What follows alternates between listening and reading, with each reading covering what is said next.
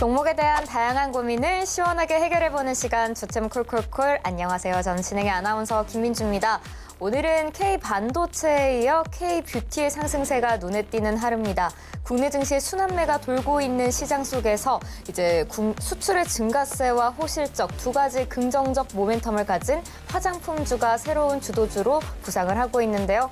이렇게 시장의 순환이 돌고 도는 시장이야말로 내가 가진 종목에 대한 전략을 새롭게 짜볼 때인 것 같습니다. 주침 콜콜콜과 함께 보시면 좋을 것 같은데요. 저희 방송에서는 실시간 종목 상담을 진행하고 있습니다. 전화 상담과 유튜브 상담 두 가지로 함께 하실 수 있는데요.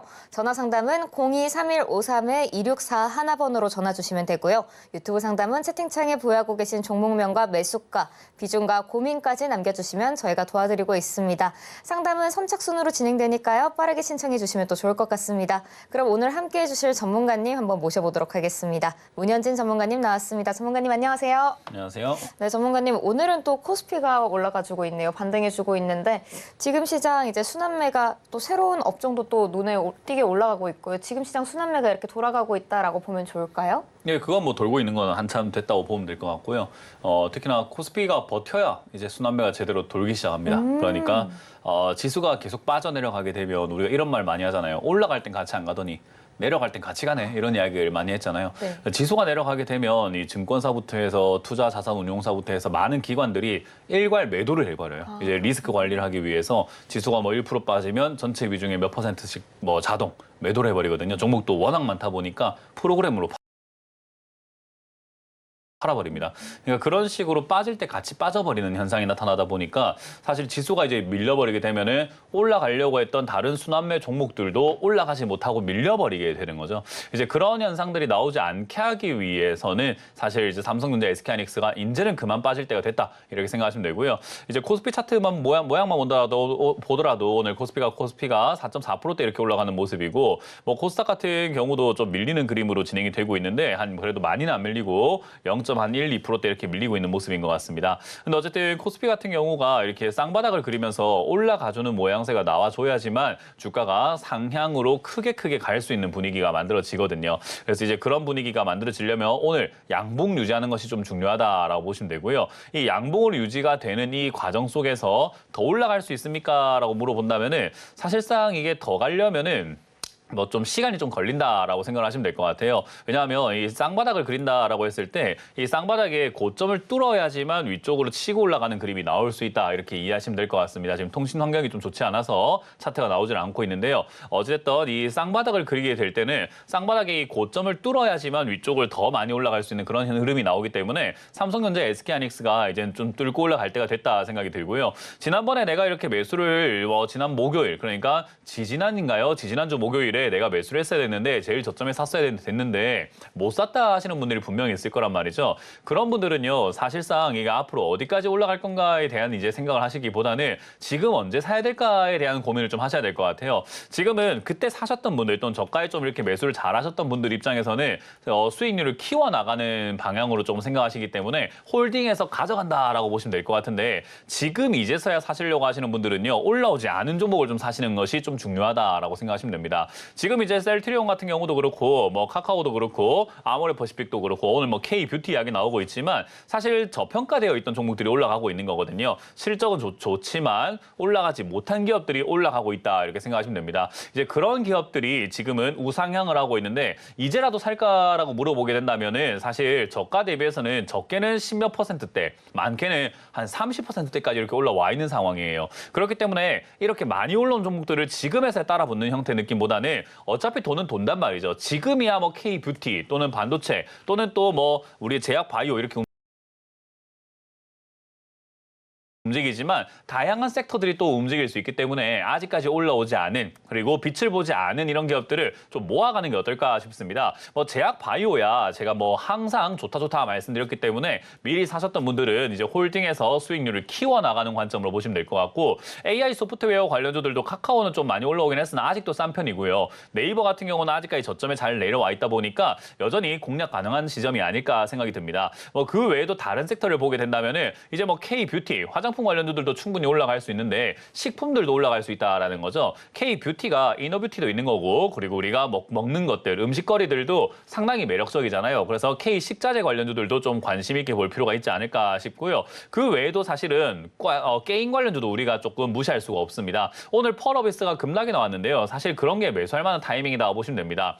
적자에서 흑자로 전환되고 있고 돈은 잘 버는데 주가만 빠져 있잖아요. 그러니까 그런 것들, 게임 관련주들도 하반기 또는 내년 상반기까지 해서 국내 대작들이 많이 출시가 됩니다. 그렇기 때문에 게임 관련주들도 역시나 눈여겨볼 만한 섹터라는 거죠. 사실 그거 말고도 지금 다양한 섹터들이 안 올라와가지고 열거하자면 100개가 넘어요. 그렇기 때문에 제가 이렇게 꼽아준 것만 무조건 정답이다라고 생각하실 게 아니라 올라오지 않은 종목이 있다면 올라갈 가능성이 높으니 그런 종목들을 여러분들이 좀 잘 어루만져 보는 게 어떨까 싶은데 신규 매수가 좀 어렵잖아요, 사실. 그런 신규 매수를 보려면은 코스피를 보는 것이 아니라 이제는 코스닥 그리고 코스피에서도 소형주 차트를 봐야 된다라고 말씀드렸는데요. 제가 코스닥 차트를 보여드리고 싶지만 지금 아까 말씀드린 것처럼 이 통신 환경이 조금 불안정하다 보니까 나중에 제가 보여드리도록 하고 코스닥은 쌍바닥 그리로 내려가게 되어 있습니다. 지금 V자 반등이 나오고 있죠. 약간 이렇게 외바닥 형태로 V자 형태 모양이 나오고 있는데 그 V자가 쌍바닥을 그리로 내려가게 될 겁니다. 그때 여러분들이 매수하지 못했던 분들은 좀 매수를 조금 적극적으로 가담해서 지금은 사놓고 기다릴 때다라고 이해하시면 됩니다. 못 사신 분들은 이제 다음 매수 타이밍을 좀 기다리는 것이 옳고 지금 사신 분들은요 홀딩해서 수익률을 키워나가야 된다 생각하시면 되는데 매도할 타이밍이 언제인지는 우리가 정확하게 알 수는 없지만 그 시기쯤이 된다면은 지금은 제가 또 팔아야 됩니다. 팔아야 지금 좋은 시기입니다. 라고 제가 또 시황 설명할 때 말씀드릴 거 아니에요. 그러니까 그거 참고해서 여러분들이 매도 타이밍 잡으시면 될 것 같고 지금은 뭐 섣불리 올라왔다고 조금 수익이 났다고 약수익 났다고 팔아버린다든지 하면 안 되고요. 절대 하면 안 되는 행동 중에 하나가 바로 지금 반등 나왔을 때 따라붙는 거거든요. 지금은 순환매 장세라고 하면요. 테마가 굉장히 빨리 돌기 때문에 올라간 종목이 더 많이 올라가고 이런 시장이 아니라 올라간 종목이 빠져버리고 다른 종목이 올라가는 시장입니다. 그렇기 때문에 올라간 종목을 여러분들이 뒤늦게 따라붙는다 해버리면은 물리는 종목이 많아지게 되고 계좌가 조금 손실률이 커질 수 있다라는 것을 이해해 보시면 좋겠습니다. 그렇기 때문에 따라붙는 매매만 절대 하지 마시고요. 아래쪽에 내려와 있는 종목을 모아가는 관점, 매수하는 관점으로 홀딩하자라는 전략을 드릴 거고 어떤 걸 어떻게 내가 지금 들고 있는 종목들도 더 사도 될지 말아야 될지 이런 것들 고민되면은 밑에 있는 전화 상담을 통해서 상담을 받아보시는 것을 추천드려보도록 하겠습니다.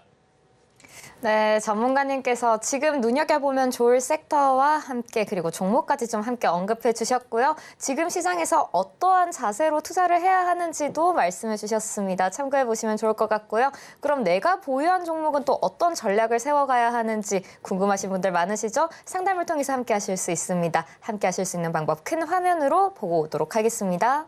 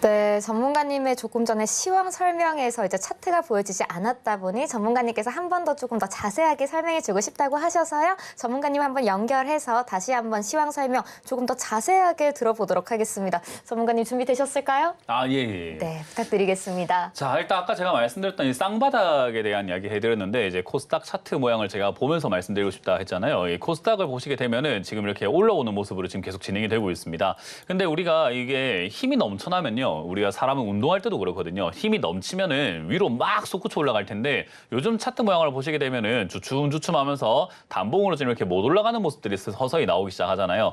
이렇게 힘이 서서히 빠져내려간다라는 걸 확인할 수 있고요. 코스닥 같은 경우가 이렇게 내려왔을 때 올라갈 때 외바닥으로 올라가는 경우들이 거의 없습니다. 코로나 외에는 거의 없다 보시면 되는데 하락을 끝내고 상승이 나오기 전의 모습을 보시게 되면은 어김없이 쌍바닥이라는 게 등장을 하게 돼요. 이렇게 W 형태의 모양이 나오고요. 그리고 그 전에도 보시게 되면 이렇게 우상향하면서 올라오기 전에는 쌍바닥 형태가 이렇게 나오고 올라가는 걸 확인할 수 있죠.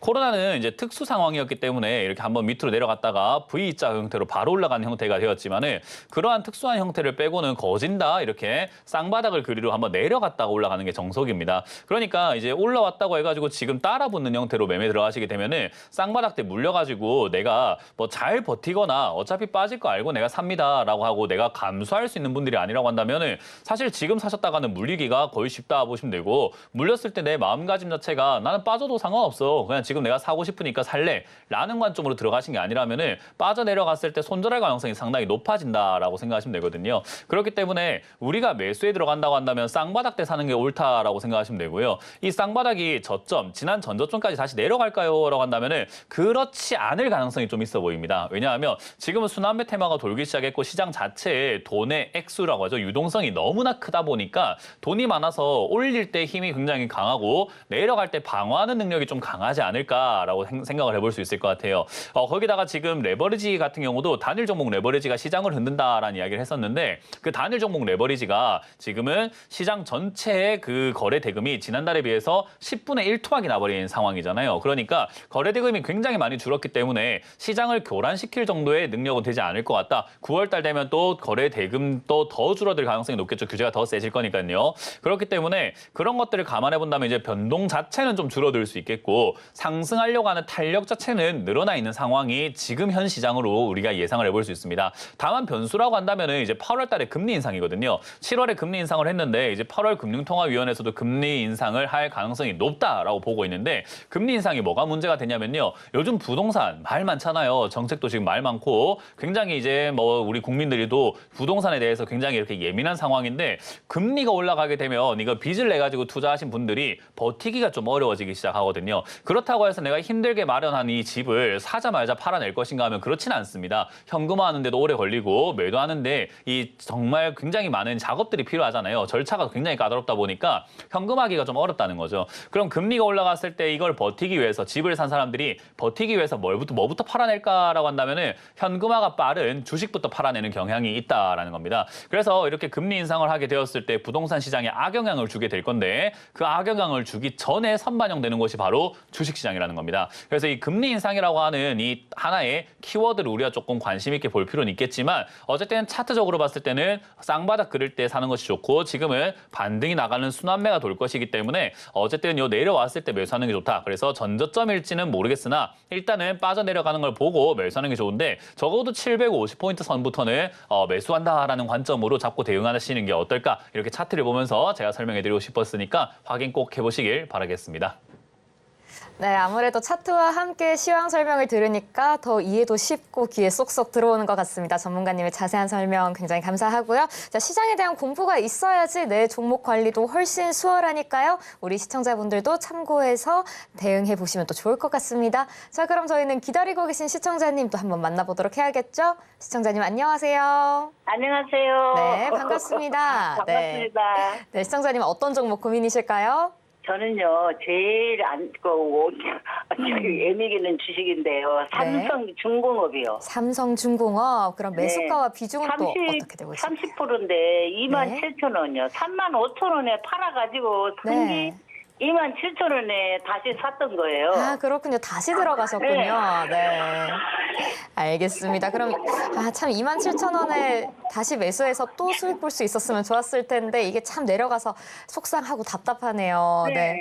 네, 전문가님께 그러면 삼성중공업 이 30%의 비중 앞으로 조금 더 기다려도 괜찮을지 어떤 전략 세워가면 좋을지 한번. 손질을 해야 되겠지. 네, 알겠습니다. 그럼 그 점 관련해서도 한번 여쭤보도록 하겠습니다. 네, 부탁드립니다. 네.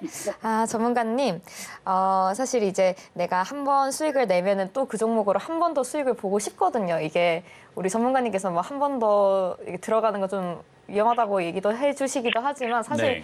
많은 개인 투자자분들이 그렇게 해요. 내가 이 종목으로 한 번 수익을 냈으니까 자신이 있으니까 또 들어가게 되는데 우리 시청자님께서 참 마음이 아프게도 저 굉장히 속상하게도 지금은 손실권이신데 27,000원까지 좀 기다리면은 본전 넘어서 수익까지 좀 볼 수 있을까요? 제가 주식 배울 때 이 연애랑 비율을 통해서 스승님한테 이렇게 주식을 좀 많이 들었었어요. 그래서 이렇게 수익 낸 종목을 또다시 들어가는 이유를 이제 우리가 헤어진 연인에게 잘 때 갑자기 이렇게 생각나서 너 자니? 술 먹다가 다시 한번 우리 다시 만날까 하는 이유가 새로 만나기 너무 어려운데 네. 이미 만났던 사람이기 때문에 쉽게 다시 만날 수 있을 거라는 생각을 한다라는 거죠. 그거랑 똑같다라는 거죠. 주식도 그냥 헤어지고 마무리해서 빠이빠이해서 보냈으면 끝난 건데 만만해 보이는 거예요. 내가 지금 딴 걸 지금 새로운 종목을 막 보려고 하니까 너무 어렵고 맞아요. 무슨 종목을 새로 사서 내가 매매를 할까? 다시 또 수익 낼 수 있을까? 근데 야, 이놈은 내가 수익 본 종목인데 이것이 내가 갖고 놀 수 있을 것 같은데 맞아요. 라는 생각을 하니까 들어가는데 연애도 그렇잖아요. 그렇게 해서 잘 되는 케이스가 별로 없죠. 없죠. 그러니까 그거랑 똑같다라고 저는 배웠거든요. 그래서 수익 낸 종목은 다시 내가 원래 처음 샀던 가격까지 내려오지 않으면 절대로 쳐다보지 마라. 그런 이야기를 많이 배웠어요. 그래서 이분도 사실은 삼성중공업을 35,000원에 팔았다라는 것보다 중요한 것은 처음 샀을 때 가격이 좋았고 그때 분위기가 좋았던 거지 다시 들어갈 때 분위기가 좋다라는 보장은 없고 그리고 다시 들어갈 때 가격이 내가 처음 샀던 가격이랑 똑같다는 보장도 없기 때문에 사실 우리가 다시 들어갔을 때 수익 낼 확률은 거의 제로에 가깝다라고 생각하시면 돼요. 그래서 우리가 만만하기 때문에 계속 그 종목 가지고 갖고 놀다 보면은 주식이라는 건 파동이라는 게 있거든요. 상승이라는 게 있으면 하락이라는 게 반드시 나오게 되어 있단 말이죠. 근데 이게 상승이 어디까지 이어질지 모르다 보니까 계속 갖고 놀다 보면은 마지막 하락 때 물려가지고 수익 냈던 거 도로 다 뱉어내는 경우들이 많아요. 그래서 우리가 들어갈 때는 수익을 내고 나오면은 이 종목 말고 다른 종목 가지고 매매할 수 있는 그런 능력이 좀 필요하다라고 생각하시면 되고 수익 냈으면은 다시는 쳐다보지 않는 자세가 좀 중요하지 않을까라는 전략을 일단 먼저 드리고요.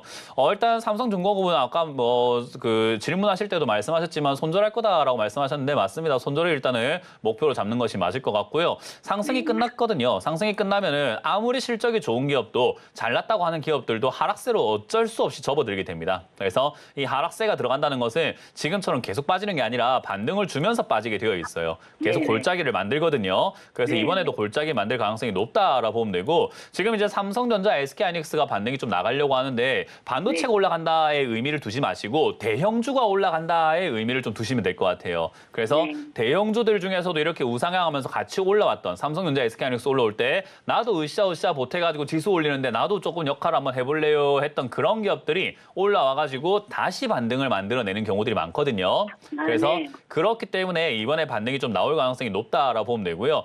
선박 쪽들도 그렇게 나쁜 건 아니고 그리고 뭐 해양 플랜트라든지 이런 것들도 나쁜 건 아닌데 사실 아까 말한 것처럼 그런 걸 떠나서 주가가 많이 올라오면 하락세로 접어들게 돼요. 그래서 이거는 올라오게 되었을 때 지금 예상해 볼 수 있는 거는 통계적으로 그렇습니다. 이 종목이 그렇다는 말이 아니라 통계적으로 고가 대비해서 저가 딱 생각을 했을 때 절반 정도까지 올라가는 경우들이 많은데 그 가격이 딱 그냥 27,000원대라고 보시면 될 것 같습니다. 그래서 반등이 만약에 통계적으로만큼만 나와준다고 하더라도 본전 탈출하는 것은 그렇게 어렵지 않은데 예상이라는 게 그렇잖아요. 통계적으로 그렇다는 말이지 통계적이라는 말은 그거보다 좀 더 높을 수도 있고 그거보다 좀 낮을 수도 있는 거 아닙니까? 상황에 따라서 그죠? 그래서 일단은 목표치는 27,000원을 잡되 그거보다 낮으면 낮은 대로 좀 나올 각오, 높으면 높은 대로 약간의 이득을 좀 챙겨서 나올 각오는 좀 하셔야 되겠다 생각을 해요. 근데 모든 게 우리가 일이 잘 풀리면 좋지만 안 될 때에 대한 대비를 좀 잘 해놔야 되잖아요. 그죠? 그러니까 목표가를 좀 낮추는 게 나아요. 그래서 제 생각에는 25,000원대부터는 매도한다라고 생각하고 가져가는 게 어떨까? 보수적으로.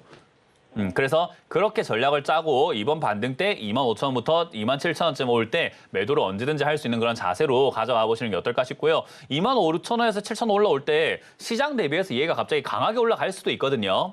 아, 예. 그러면 한 3만 원까지 가져가는 게 맞는데 그건 이제 그때 그때 돼서 알 수 있는 거기를- 내용이니까 지금은 별 의미가 없는 이야기예요. 그때 25,000원한테 거래를 많이 실으면 좋은 거 괜찮은가요? 이제 그렇죠. 거래가 실리고 장대 양봉이 나온다거나 이렇게 분위기가 얘한테 이제 호재가 좀 발생이 됐다거나 하면은 시장 대비해가지고 얘가 좀 강하게 올라가겠다라는 걸 의지를 보여주는 거기 때문에 그렇게 해석해 볼 수는 있는데 그때 돼서 알 수 있기 때문에 제가 다시 말씀드리지만 별 지금 하는 이야기는 의미가 없다는 이야기예요. 아, 오늘 하는 이야기 이걸 해봤자 탁상공론이라고 하죠. 일어나지도 않은 일을 갖다가 지금 이야기하고 있는 거예요. 그러니까 일단은 그렇게 됐을 때 궁금하면 다시 한번 연락 주시면 되겠고 일단 25,000원을 자르고 싶어요. 또 지금부터 손도 대볼까 싶어갖고요. 정말 제가 개인적으로 드리고 싶은 말씀은 실력이 없으면 지금 손절하고 다시 주식 안 하는 게 맞긴 한데 그거 싫잖아요. 그죠? 네. 네, 그러니까 그냥 시키는 대로 하시면 될 것 같습니다. 네. 네, 고맙습니다. 고맙습니다. 네, 전문가님의 설명 들어봤습니다. 말씀대로 또 타이밍이 됐을 때 어떻게 해야 할지 모르겠다 싶으시면 한 번 더 전화 주시면 저희가 또 도와드릴 테니까요. 그때도 편하게 전화 주시면 좋을 것 같습니다. 자, 그럼 다음 시청자님도 한번 만나보도록 하겠습니다. 시청자님 안녕하세요. 안녕하세요. 네, 반갑습니다. 시청자님 어떤 종목 고민이실까요? 네, 넥스틴이고요. 네. 76,600원에 13%입니다. 76,600원의 13% 비중이요. 네, 우리 시청자님 너무 속상하셨을 것 같습니다. 고민 네. 많으셨을 것 같고요. 네. 네, 어떤 점이 지금 좀 가장 답답하실까요? 지금 이제 많이 내려오고, 네, 그래도 조금 이제 올라가는 것 같아서요. 네, 추가 매수해도 되는지, 또, 몇 프로 정도 추가 매수해야, 본전에서도 얼른 탈출하고, 네. 상단을 얼마를 맞춰놔야지, 네, 빨리 빠져나올 수 있을지, 알겠습니다. 전문가님한테 도움 좀 받고 싶습니다. 네, 알겠습니다. 그럼 일단 추가 매수 가능한지 여부도 함께 또 여쭤보도록 하겠습니다. 네. 네, 전문가님. 넥스틴 참 많이 빠졌어요. 너무 빠져서 네. 저도 너무너무 속상한데 자 지금 76,600원에 매수하셨는데 36,600원 거의 이제 반토막이 났는데 그럼 좀 오래 기다렸으니 지금은 추가 매수를 해도 괜찮을까요? 약간 도박이죠. 이제 시청자님께서 시청자 혹시 제가 질문 드려도 될까요? 네네. 평소에 운이 좀 좋으신 편이에요? 아니면 별로 안 좋으신 편이에요? 찍었을 때 막. 찍기 같은 거 할 때. 좀 내려. 아니요. 지금 주식 이야기하고 있는 게 아니라 네. 그냥 평소에요. 평소에 지금까지 평소에요? 살아오시면서 그냥 살아오시는 모든 인생을 전반적으로 봤을 때 내가 뭔가 네. 찍었을 때 감이 좀 좋은 편이에요? 안 좋은 편이에요? 좋을 때도 있고 나쁠 때도 있고. 아니요. 그래요. 그냥 전반적으로 봤을 때 통계적으로 좋은 쪽이 많더라. 난 잘 찍는다. 찍었을 때 나한테 좀 좋은 일이 발생되는 경우들이 많더라. 또는 난 좀 그 찍기 없는- 같은 건 좀 잘 안 되더라. 뽑기 같은 좀 건 좀 잘 안 되고 없는 맨날 편인 것 꽝만 좀 걸리더라. 이런 경우가 있잖아요. 사람이. 네. 네, 많이 안 해봤지만. 안 해봤지만 조금 없는 것 같아요. 없는 것 같아요. 그건 도박하지 마세요. 넥스틴이라고 하는 이 기업을 갖다가 우리가 보면은 반도체 관련주들이 올라오고 있을 때 반도체 검사 장비 종목인데도 불구하고 삼성전자는 사실 6월부터 꺾였는데 얘는 2월부터 꺾였거든요. 그러니까 네. 힘이 센 게 아니에요. 왜냐하면 삼성전자가 6월부터 꺾였으니까 얘도 꺾일 거면은 6월부터 또는 조금 더 가벼우니까 빨리 꺾인다 하더라도 5월부터 꺾여야 돼요. 한미반도체 같은 경우는 얘 우리가 보시다시피 5월부터 꺾이는 걸 확인할 수 있거든요.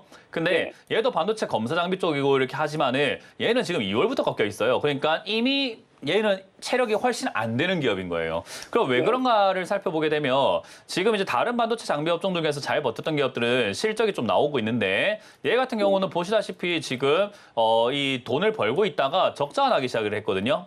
네. 2024년까지 470억 벌던 회사가 2025년부터 12억 적자 나더니 이제는 분기별로 30억씩 적자가 나면서 1년에 한 120억 적자 날 예정으로 예상이 되는 거예요. 네. 그러면 돈을 벌던 회사가 지금 한 번도 적자 안 나고 200억씩 벌다가 300억, 500억씩 벌다가 이제 올해 100억씩 적자가 날 예정이란 말이죠. 그럼 좋아 보입니까? 안 좋아 보입니까? 안 좋아 보여요. 맞아요. 그럼 시장에서 그걸 이미 재무제표를 우리가 지금 처음 보겠지만 시청자님 처음 보시죠, 그죠? 네. 그러니까 이게 처음 보는 거지만 시장에서는 이것도 이미 다 보고 있단 말이죠. 그러니까 이거는 예전부터 알고 있던 내용인데 이걸 적자가 나는 거 다 알고 있는 상황에서 지금 이걸 좋다고 생각하는 사람들이 몇 명이나 있겠습니까? 시청자님은 내가 물렸기 때문에 추가 매수해서 더 사고 싶은 마음은 저도 이해합니다만은 상대방을 생각을 해야죠. 이걸 사줄 사람들이 지금 이걸 보고도 이 재무제표를 보고도 사줄 거라고 생각을 하세요?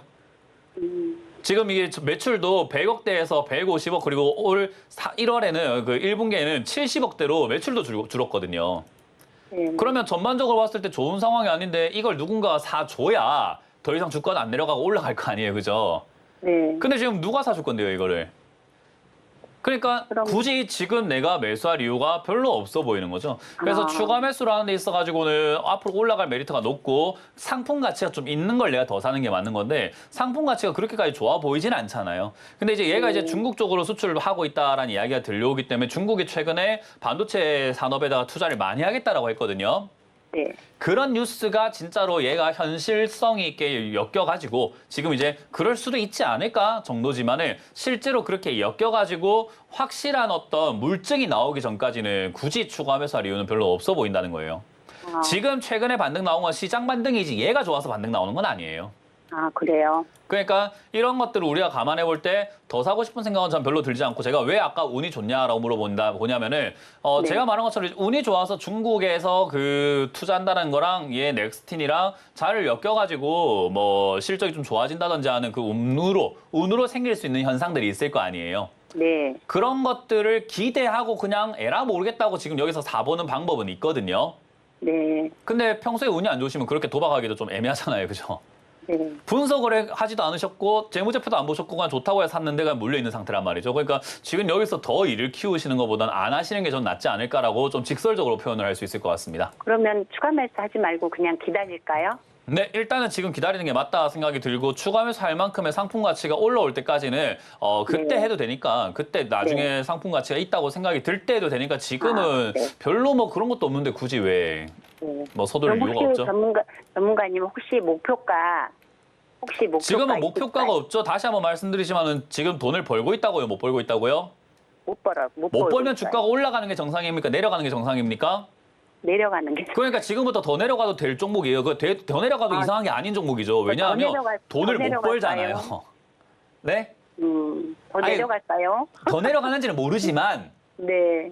더 내려가도 이상한 게 아닌 종목인데 목표가가 어디 네. 있어요. 그러니까 아, 이걸 네. 추가 매수할 가치는 없다라는 거예요. 그냥 애초에 사면 안 되는 네. 기업이었는데 음, 사신 거고. 그러면 그냥 손절도 하지 말고 그냥 기다렸다가 그렇죠. 지금은 손절하기에는 아직까지는 아까 말한 너무 것처럼 많이. 회사가 망할 정도까지는 아니고 뭐 네. 주가라는 게 올라갔다 내려갔다를 반복하는 거기 때문에 내려왔을 때 추가 매수 통해서 나중에 회사만 좋아진다면 올라갔을 때 네. 대응할 수 있는데 지금은 좋아질 기미가 안 보인다는 이야기를 하고 있는 거예요. 네. 그럼 한 이 네 번째 기업이- 똑같은 이야기 하고 있습니다, 시청자님. 네. 이해가 알겠습니다. 충분히 되셨을까요, 이제는? 네, 네, 알겠습니다. 네, 그래서 지금은 그냥 냅두는 게 정답이고 네. 올라갈 기미가 보일 때까지는 손을 네. 대지 말자. 네, 네. 네, 그렇게 정리해 드릴게요. 네, 감사합니다. 네. 전문가님, 네. 네, 아무래도 우리 전문가님께서 이 종목은 지금 손대지 말고 무대응으로 좀 지켜보자라고 말씀해 주셨습니다. 혹시 좀 올라갈 기미가 보이고 할 때 또 고민되시면은 언제든지 상담 주시면 그때 또 한 번 더 도와드리도록 하겠습니다. 자, 그럼 저희는 다음 시청자님 한번 뵙도록 해볼까요? 시청자님 안녕하세요. 네, 안녕하세요. 네, 반갑습니다. 시청자님 어떤 종목 고민이실까요? 녹십자요. 네, 매수가와 비중은 어떻게 되실까요? 13만 1,000원에 33%요. 13만 1,000원에 33% 비중이요. 아, 우리 시청자님께서는 최근에 들어가신 걸까요? 아니요, 좀 몇 달 됐어요. 아, 몇 달 되셨는데, 지금 또 최근에 올라오다 보니까 이제 이 종목 어떻게 해야 할지 고민이실 것 같아요. 네. 네, 알겠습니다. 녹십자 그러면은 오늘은 좀 빠지고 있는데 앞으로는 어떻게 가져가면 좋을지 한번 여쭤보도록 하겠습니다. 네. 네, 전문가님.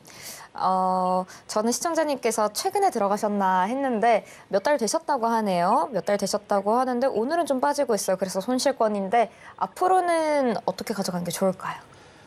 이 사람마다 성격이라는 게 있잖아요. 네. 저는 약간 좀 되는 대로 살자 주의거든요. 그래서 뭐 아무 때나 들어놓자고.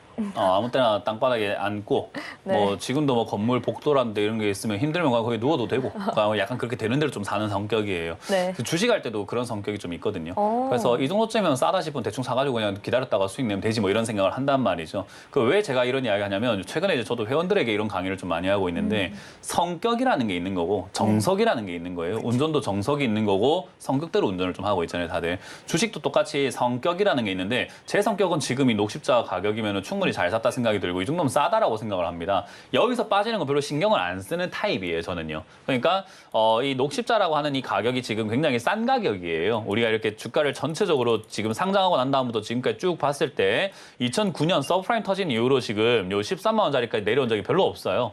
내려오고 난 다음에 거의 여기서 더 내려가봤자 한 10만 원까지 내려갈 수는 있지만 위로 튀어 올라갈 때 수익이 굉장히 많이 나는 자리라는 거죠. 그러니까 엄밀히 말하면 최저점이냐고 물어보면 최저점은 아닐 수 있지만 바닥 부근입니까? 라고 물어본다면 바닥 부근은 맞다 이 말이에요. 혹시 여기까지는 이해가 되셨을까요?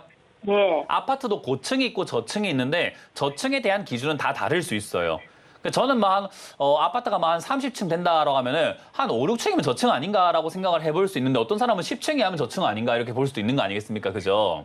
네. 그러니까 사람마다 그 기준은 다를 수 있는데 저는 제 기준에 봤을 때 이 녹십자는 지금 싸다, 잘 샀다라는 생각이 들고 가격이 괜찮다라고 봅니다. 근데 여기서 이제 더 빠지는 게 신경이 쓰이는 사람도 있겠죠. 그죠?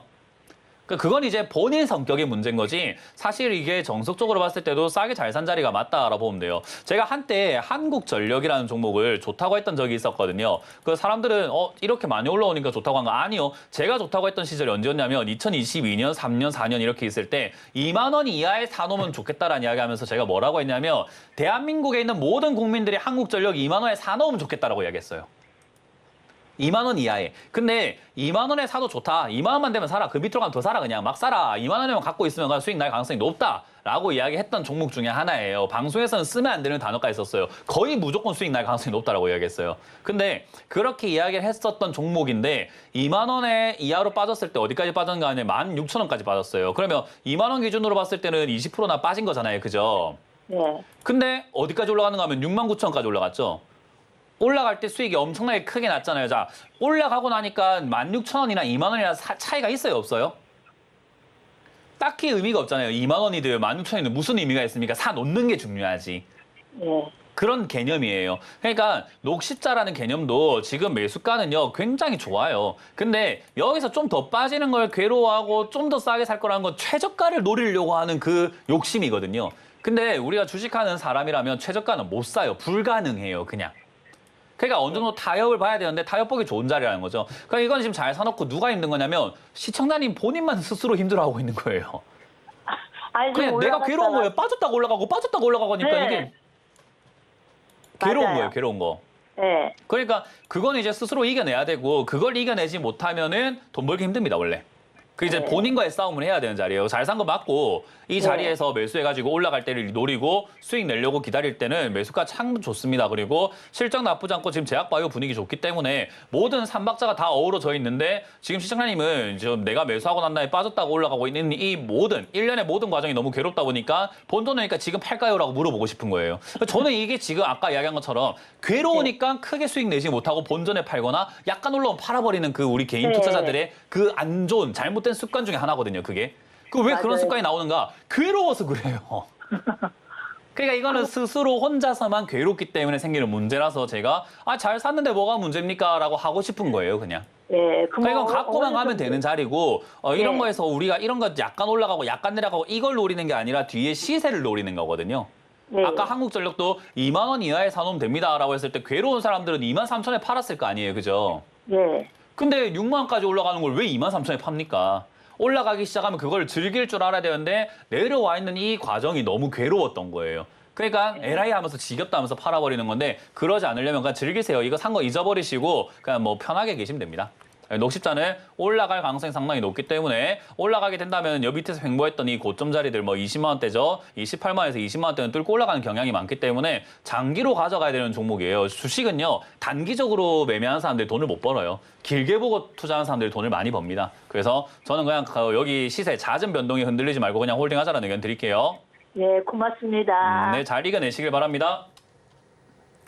네, 전문가님께서 매수가 좋게 잘 들어갔다라고 말씀해 주시면서 좀 길게 홀딩해보자라고 말씀해 주셨으니까요. 또 나중에 좋은 수익 거두시길 바라겠습니다.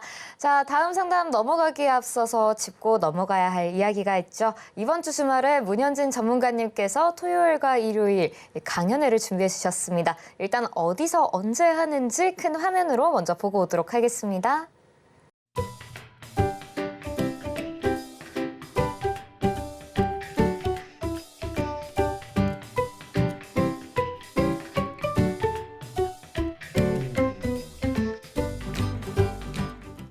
네, 토요일은 인천, 일요일은 광명에서 준비해 주셨다고 하는데요. 그럼 또 어떤 어떤 내용으로 이 강연회를 꾸려주셨을지 한번 여쭤보도록 하겠습니다. 전문가님, 사실 이제 또 처음 오시는 분들도 계실 테니까 어떤 내용으로 준비해 주셨는지 간략하게 설명 부탁드립니다. 제가 무슨 매매 한다고 소개하는지 혹시 아세요? 네, 음봉매매 하시잖아요. 음봉매매하죠. 네. 그 참치 잡는 사람이 참치 무서워하면은 안 되겠죠. 안 되죠. 뭐 꽃게 잡는 사람이 꽃게를 무서워하면은 또 안 되겠죠. 안 될 것 같아요. 음봉매매하는 사람 뭘 무서워하면 안 될까요? 떨어지는 걸 무서워하면 안 되나요? 맞아요. 음봉을 무서워하면 안 돼요. 네. 음봉은 저한테 되게 좋은 자리고 떨어지는 게 아주 메리트가 높은 거거든요. 근데 음봉 매매할 건데 음봉을 무서워한다. 그건 문제가 있는 거죠. 이 방송을 보고 계시는 분들 중에서 저를 좋아하시는 분도 있고 저를 별로 안 좋아하시는 분도 있을 거고 제 매매를 보면서 탐탁찮게 여기는 사람도 있고 난 저 매매 좋다라고 생각하시는 분들이 있는데 어쨌든 제 강연까지 온다는 분들은 저를 싫어하거나 저를 탐탁찮게 여긴다거나 제 매매를 싫어하시는 분들이 오진 않겠죠. 오실 때 저에 대한 매매, 제가 하고 있는 이 음봉 매매에 대해서 궁금해서 오실 거 아닙니까? 그러면 여러분들이 무서워하지 않아야 되는 게 뭐냐면요. 하락입니다.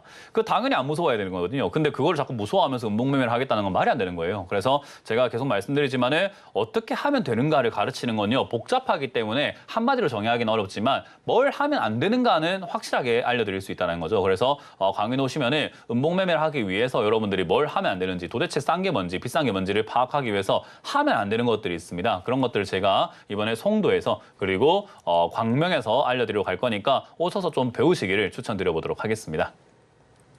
네, 전문가님께서 주식을 하는 데 있어서 꼭 필요한 공부에 대해서 이번에 준비해 주셨다고 하니까요. 토요일 인천, 일요일 광명 시간 되시는 분들 참석하셔서 도움이 되는 이야기 얻어가 보시길 바라겠습니다. 자, 그럼 저희는 다음 시청자님 또 한번 만나보도록 하겠습니다. 시청자님 안녕하세요. 네, 안녕하세요. 네, 반갑습니다. 시청자님. 네. 어떤 종목 고민이실까요? 네, 유진 로봇 34% 26,350원이에요. 네, 비중을 조금 무겁게 들고 계시네요. 네. 어떤 점이 가장 고민이실까요? 손절을 해야 하는 종목인지, 네. 네, 추가 기다리면, 매수도 네, 염두에 두고 계시고요. 추가 매수는 하고 싶진 않고요. 네, 알겠습니다. 종목이 좀, 네. 네, 그럼 기다려야 할지 홀딩해야 할지 아니면 손절을 좀 해야 할지 전문가님께 한번 여쭤보도록 하겠습니다. 네. 전문가님, 사실 근데 시황 설명해 주실 때 이제 로봇 관련해서도 몇 번 말씀해 주셨던 것 같은데 이 유진 로봇은 좀 기다려보면 좋을까요? 아니면 우리 시청자님은 지금 하루빨리 이 종목을 좀 없애버리고 싶으신가 봐요. 손절도 생각하고 계신데 어떻게 보실까요? 앵커님은 제가 로봇 이야기할 때 네. 어떤 섹터 이야기했는지 혹시 기억하세요? 어떤 sek터 얘기하셨죠? 잘 기억 안 나시죠? 네. 이 시청자도 똑같아요. 제가 방송에서 이야기하는 게 무슨 의미가 있나 싶은 게 이 주식 방송 만들어진 지 30년 넘었잖아요. 네. 그러면 방송 보고 돈 번 사람들이 엄청나게 많아야 되는 거 아닙니까? 그쵸. 근데 왜 못 보냐 하면은 이 이야기 듣고 저 이야기 듣고 요 이야기 듣고 하다 보니까 누가 무슨 이야기 했더라? 내가 뭐 들었더라?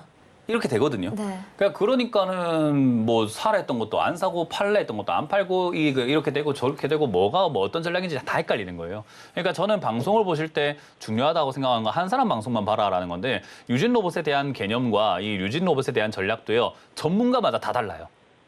그렇기 때문에 제 이야기 들었다가 또 딴 사람 이야기 들었다가 하면요. 계좌가 이 사공이 많으면 어디로 가냐면 산으로 가요, 이게. 그러니까 시청자님도 이제 이걸 정말로 내가 탈출하고 싶다라고 한다면은 전략을 잘 짜야 되고 한 사람 의견만 듣는 게 중요하다라고 생각하시면 됩니다. 일단 로봇 관련주 중에서 올라갈 거다고 말씀드린 건 자율주행 쪽이다라고 말씀을 드렸는데 사실 얘는 이미 그 로봇 테마로 해가지고 테마주로 완전히 급등이 나와버렸어요. 그리고 제가 로봇 관련주 상담 들어올 때마다 이렇게 말씀드리는 게 당장은 이런 이슈 때문에 급등이 나온 거지만 장기적으로 봤을 때 로봇이 어쨌든 간에 상용화가 되지 않겠느냐. 그러면 그때 되면은 주가가 좀 많이 올라갈 수 있는데 상용화가 언제 될 건데? 라고 물어봤을 때 그것 좀 애매하죠. 그죠? 그렇다 보니 지금은 상용화 될 때까지 그냥 장기로 가져갈 수 있나 없나에 대한 질문을 제가 먼저 드리고 싶은 거예요. 상용화 될 때가 지금 언젠지 좀 불확실하지만은 짧으면 한 3, 4년, 길면 한 10년을 바라봐야 되거든요. 그 정도까지 가져갈 의향은 있는지가 일단 중요해요.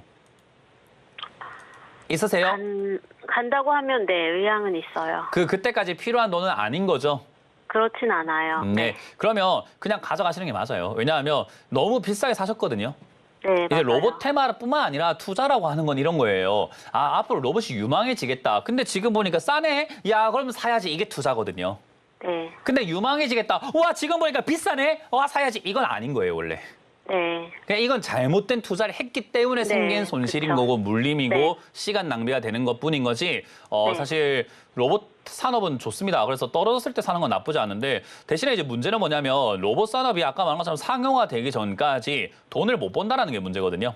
네. 그래서 얘도 지금 적자가 나고 있어요. 그럼 네, 회사가 그렇더라고요. 적자가 나면서 네. 돈이 없으면 어떻게 될까요? 파산하겠죠. 파산하기 싫으니까 네. 뭐 할까요? 빚내야 되겠죠. 빚내는 것도 한도가 차면 어떻게 될까요? 유상증자입니다. 그러니까 이 투자자들한테 돈 좀 주세요 하면서 유상증자를 하게 되어 있는 거예요. 그래서 이 회사가 빚을 내고 어떻게든 간에 좀 연명해 보려고 하다가 안 되면은 유상증자를 하는데 유상증자 할 때 좋은 방향은 3자 배정 유상증자인데 그게 아니라 일반 공모로 우리 일반 투자자들한테 돈 좀 투자해 주세요 하게 된다면은 주가는 더 많이 떨어질 수 있고 수많은 그 난관을 거쳐가야 됩니다. 근데 어쨌든 로봇 테마, 로봇 산업은요 미래 성장 동력이 있는 산업이다 보니까 뭐 망할 기업인가요?라고 했을 때는 재무만 망가지지 않는다면은 망하지는 않을 것 같은데 지금 벌써 회사가 갖고 있는 돈을 벌써 많이 탕진했어요. 네, 많이 없어요 이 돈이 없어요. 회사가. 네. 회사가 돈이 없어요. 왜냐하면 적자가 나니까 우리가 네. 사람도 그렇잖아요. 모아놓은 돈인데 회사 퇴사하고 난 다음에 집에서 백수로 살고 있으면 모아놓은 돈 자꾸 쓸 거 아니에요. 그죠? 네. 그건 똑같은 개념이거든요. 적자가 이렇게 나면은 모아놓은 돈 자꾸 쓰다 보면은 돈이 없어지다 보면 결국은 큰일 났다 하면서 이 투자도 못하고 새로운 신사업도 못하고 아무것도 못하니까 자금을 어떻게든 마련하기 위해서 유상증자할 가능성이 높아지게 됩니다. 한다는 말은 아니고 그럴 가능성이 생긴다는 거예요. 네. 그러면 주가가 빠지겠죠. 네. 그러니까 그런 모든 우여곡절 다 견디셔야 돼요. 그럼에도 불구하고 망할 기업까지는 아니다. 저는 그 말이 궁금했어요. 뭐요? 네. 지금 해주신 망하진 않을지. 그렇죠. 지금 현재는 망하지 않는데 이 산업이라는 게 우리가 어떻게 될지 알까요? 모를까요? 모르죠. 네. 그건 똑같은 거예요. 그러니까 지금으로서는 오늘까지 보여지는 이 재무로 네, 봤을 때는 그렇죠. 안 망할 것 같은데 네. 만약에 내년이라든지 또는 당장 다음 달이라도 재무가 변경이 돼버리고 뭐 네. 부실이 생겨버리면 제가 또 망한다고 할 건데 제가 연락드릴 수는 없잖아요. 네. 그러니까 이제 그거는 스스로 판단하면서 가져가야 돼요. 장기 투자할 거면 기업 재무제표 공부를 좀 해야 돼요. 네. 그래서 어쩔 수 없는 원치 않는 장기 투자를 하시는 게 맞을 것 같고 당장 오늘 지금 이제 2026년 8월 12일 현재 기준으로 망할 기업은 아니니까 가져가라는 네, 겁니다. 네, 그렇죠. 아, 네, 그래서 이거는 주기적으로 뭐냐 망할 기업인가요 하고 자꾸 확인을 받아보시든지 지금은 어떤가요? 이번에 실적 나는데 어떤가요? 자꾸 이렇게 확인하면서 물어보시든지 하는 수밖에 없어요. 이제는 어쩔 수가 없어요, 이거. 그러니까 이렇게 안 사는 게 일단 1번이고 비중도 너무 많으셔가지고 추가 매수 의견도 못 드릴 것 같아요. 네, 추가 그래서- 매수해서 이렇게 된 거라. 네, 그렇죠. 맞아요. 하면 안 돼요. 그렇게 하면 안 되고 혹여나 이제 5천 원까지는 왜냐면 적자나니까 또 빠질 수 있는 겁니다. 네. 5천 원까지나 빠졌는데 얘가 적자에서 흑자로 돌아선다면 비중을 좀 늘려볼 필요는 있죠. 네. 예, 적자에서 흑자로 갑자기 재무제표가 돌아서면서 매출이 나오기 시작했다. 그러면 이제 조금 올라갈 반등 기미가 생기니까 매수가를 낮춰야 어떻게든 내가 뭔가 수익을 낼 거 아니에요. 네. 그러니까 그때는 추가 매수할 필요가 있을 수 있지만 지금은 네. 손을 대지 않고 가져가는 게 어떨까? 그리고 로봇 산업은 제가 말한 것처럼 현대차에서도 지금 2028년 정도의 상용화 예정을 뭐 목표로 하고 네. 있거든요. 네. 그러니까 뭐 짧으면 3년 안에 상용화가 되기 시작할 것 같고 네. 길면은 10년 정도니까 3년에서 10년 그 어느 사이에 테마만 잘 보면 다시 올라갈 가능성이 높아요. 그러니까 그걸 노리고 가져가자는 거예요. 회사는 지금 당장은 좀 부실해도 뭐 네. 망할 것 같아 보이는 것까지는 아니다 정도로 결론 내릴게요. 감사합니다. 잘 보고 있습니다. 네, 고맙습니다. 네. 네, 유진 로봇에 대한 전문가님 의견 들어봤습니다. 그럼 전문가님 말씀처럼 좀 자주 전화 주시면서 계속해서 한번 체크해 보시면 또 좋을 것 같습니다. 자, 그럼 저희는 다음 시청자님 한번 만나보도록 하겠습니다. 시청자님 안녕하세요. 네, 안녕하세요. 네, 반갑습니다. 시청자님 어떤 종목 고민이실까요? 네, 저는 LG화학이고요. 네. 매수가 43만 3,500원에 비중 14%입니다. 네, 43만 3,500원에 비중 14%. 아, 네, 우리 시청자님도 고민 너무 많으셨을 것 같습니다. 고생 많으십니다. 네, 네, 이 종목 그러면은 이 남은 비중 좀 어떻게 가져가면 좋을지 전문가님께 바로 빠르게 한번 여쭤보도록 하겠습니다. 네. 전문가님, LG화학도 참 많이 빠졌어요. 참 답답한데 이 종목을 기다리면 괜찮을까요? 어떻게 보실까요? LG화학은요 보는 시각이 두 가지인 것 같아요. 일단 LG니까 괜찮다. 네. 두 번째는 이제 껍데기만 남았다. 아, 왜냐하면 이게 LG 에너지 솔루션 따로 분리 상장하면서 사실 이게 껍데기만 돼버린 건 맞거든요. 왜냐하면 네. LG화학이 좋았던 이유는 배터리 때문이었단 말이죠. 네. 근데 배터리 산업을 따로 빼서 상장을 해버리니까 뭐 정말 배터리를 투자하실 거면 LG화학을 살 게 아니라 엔솔을 사야죠. 네. 그러니까 그렇게 가다 보니까 선택권이 글로 가버리니 이쪽에는 지금 들고 있는 사람들은 물려버린 상황이 된 거고. 그럼 이제 화학 업종은 어떤가라고 봤을 때 우리나라 지금 화학 되게 힘들거든요. 네. 화학, 철강 이쪽 지금 그냥 하향 산업이에요. 완전히 망해가고 있는 산업이거든요. 그러니까 그런 산업이다 보니까 지금 화학 분야에 있는 분들이 너무 힘들어하고 국가에서 살려야 된다라고 하고 있고 국가 지원 이야기들 많이 나오고 있단 말이죠.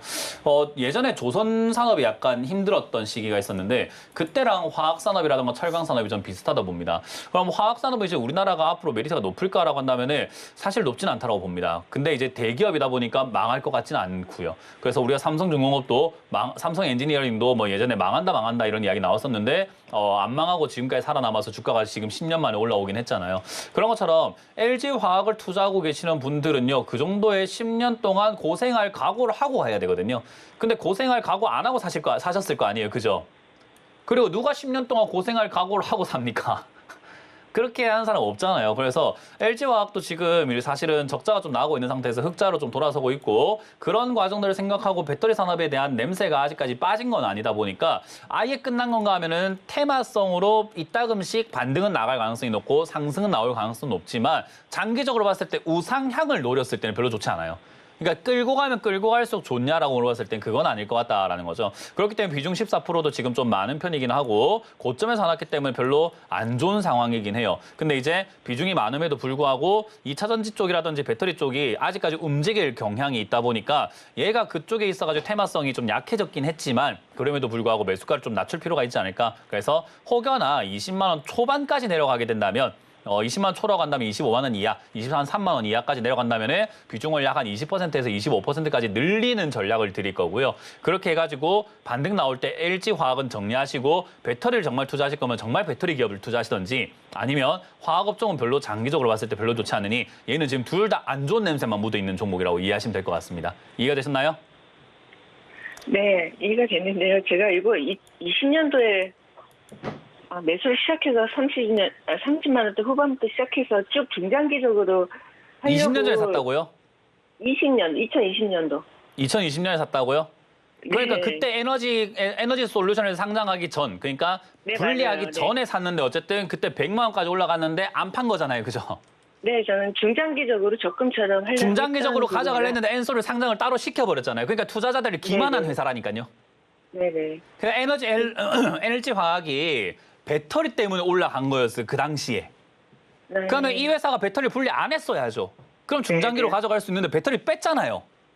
네. 배터리 빼서 딴 데로 상장을 시켰잖아요. 근데 왜 LG 화학을 들고 있어요? 엔솔 들고 있어야지 그럴 거면. 그 그러니까 당시에는 잘못된 이제 선택이었다라는 인지를 못했어갖고요. 어떤가요? 잘못 투자를 한 것 같은데 그 당시에는 이제 인지를 잘 못해서 주식한 지 맞아요. 얼마 안 돼서 지금 시청자들이 뭐라 하고 있는 게 아니라 LG 화학이 그 나쁜 회사예요. 네. 예, 그 이야기 하고 있는 거예요. 시청자님 화내는 게 아니라 왜 이렇게 나쁜 네네. 회사한테 속고 기만당하고 살고 계세요라는 이야기를 하고 있는 거예요. 그래서 제가 이 매수가가 68만 원이었는데 물타기를 막 해서 이렇게 낮춰놓은 건데 물탈 가치도 최근에- 없는 기업.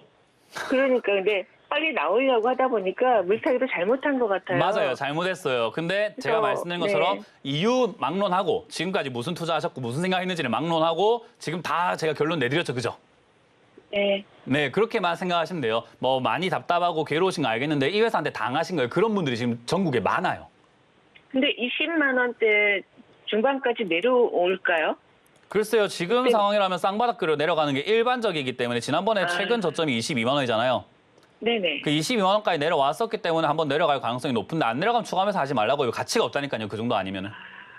그러면 어떻게 할까요? 안 내려오면 계속 아. 들고 가나요? 들고 가야죠. 들고 가서 그냥 본전 정리하시던지 30만 5, 6만 원대에서 7만 원대 정리하시는 네. 게 맞죠. 안 좋은 회사니까 들고 가면 들고 갈수록 별로 안 좋아요. 비중은 어느 정도 더 전화 한 방에 추가하면 될까요? 우리가 완전 본전 다 뽑으려고 하시는 것 같아요. 저희가 상담이 더 길어질 수는 없어가지고 저도 답 다 해드리고 네네. 싶은데 여기까지 네. 진행할 수밖에 없을 것 같습니다. 아, 네네. 네, 고맙습니다. 네, 잘하겠습니다. 감사합니다. 네. 네, 아쉽지만 시간 관계상 오늘 종목 상담 여기서 마무리해야 할 것 같습니다. 자, 이번 주 주말에 전문가님께서 준비해 주신 강연회가 있습니다. 토요일 인천, 일요일 광명에서 준비되어 있으니까요. 많은 참석 부탁드리겠습니다. 자세한 장소와 시간 큰 화면으로 보고 오도록 하겠습니다.